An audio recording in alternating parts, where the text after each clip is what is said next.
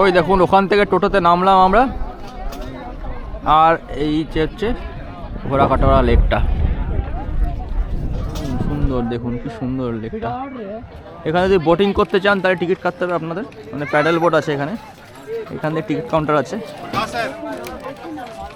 এখানে ticket counter আছে, আপনার হচ্ছে 80 টাকা পার বোট নেবে। আপনি বোটে আধা ঘন্টা ঘুরতে পারবেন, এই বোটগুলো প্যাডেল বোটে, ঠিক আছে।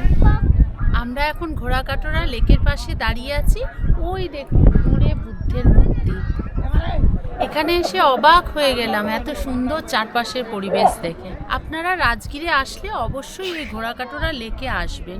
একটু দূরে হলেও জায়গাটা খুব সুন্দর। আমি খালি ভাবছি এই জলের ওপর যখন এই বুদ্ধের স্ট্যাচুটা তৈরি করলো, মানে কিভাবে কত কষ্ট করে মানে তৈরি করেছে না জলের ওপর। এই দেখুন কি সুন্দর রাজহাঁস, কি সুন্দর ছোট ছোট, এখানে খাচ্ছে ঝিলের পাশে। একটা ঝালমুড়ির দোকান আছে, ঝালমুড়ি চা খেতে পারেন, ঝালমুড়ি চা, কেক, বিস্কুট এখানে পাওয়া যায়।